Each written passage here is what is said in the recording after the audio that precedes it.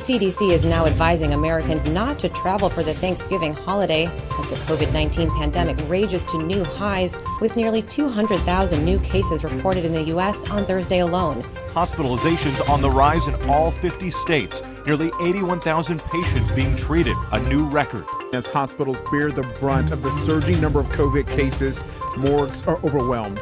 In El Paso, Texas, they're being forced to set up a whole new facility just to process bodies. Meanwhile, the Mayo Clinic in Minnesota, coping with more than 900 infected staffers, now has to call doctors and nurses out of retirement. There comes a point where our healthcare system stretches and eventually it breaks.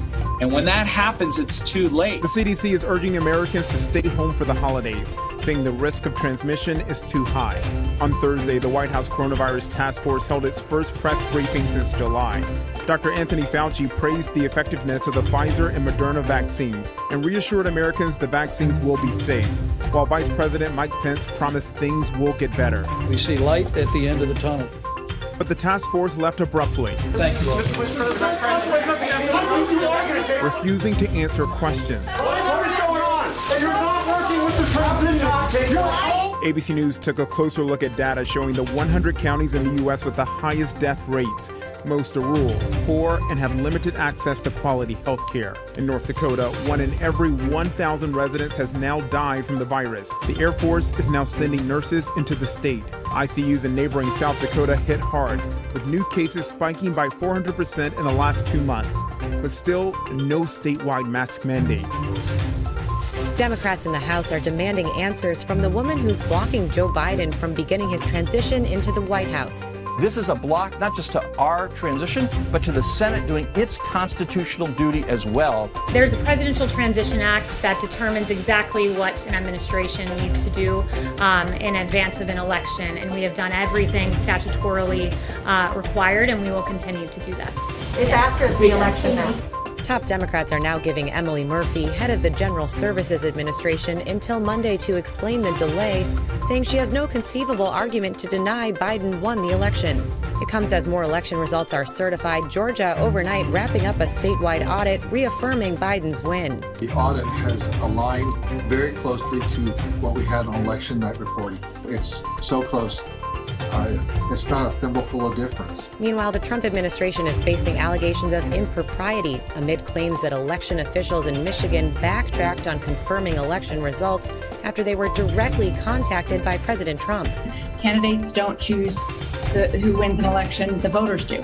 2 of Michigan's top lawmakers are set to meet with the president at the White House today, raising new concern that they may step in and choose electors that will vote for Trump, despite Biden's 150,000 vote lead in the state. In Pennsylvania, Trump's legal battle has hit a roadblock after judges dismissed 2 lawsuits aimed at discounting ballots.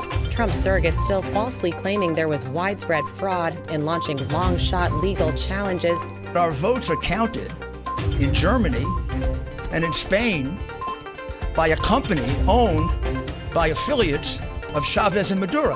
Christopher Krebs, the Homeland Security official fired by President Trump recently, called Rudy Giuliani's performance, quote, the most dangerous 1 hour and 45 minutes of TV in American history, and possibly the craziest.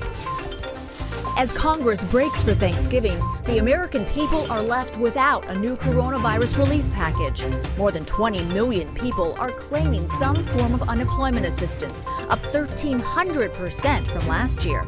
And the program helping many of those people is set to expire at the end of the year, forcing families to look elsewhere for help. This food bank in Washington, D.C. says they've gone from serving 30 million meals a year to 50 million. Many may have been living paycheck to paycheck, but they were making things, they were making things move. But now they're not able to do that. They say 20,000 kids in D.C. alone are going hungry each day, up 60% in recent months. Nationwide, 1 in every 6 families is now getting food from a food bank, with Hispanic and Black families hit the hardest. Other programs set to expire at the end of the year include a nationwide eviction moratorium, a student loan forbearance program, and tax credits for paid sick leave.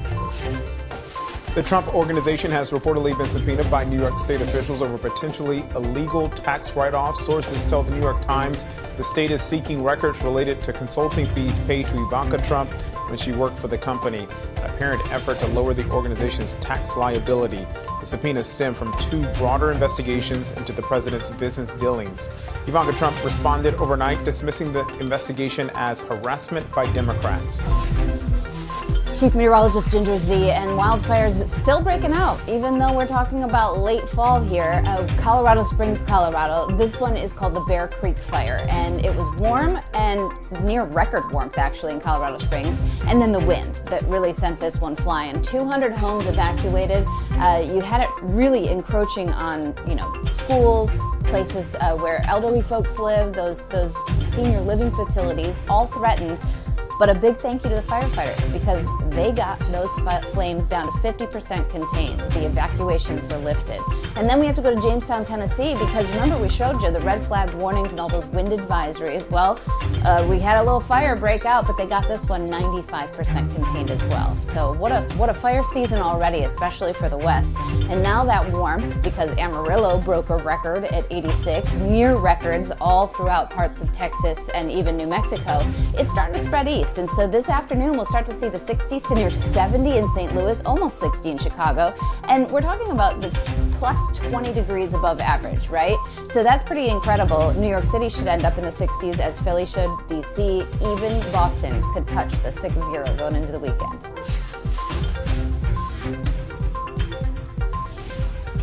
That's all for today, and remember to subscribe to our channel, like and share it with your friends. Thanks for watching.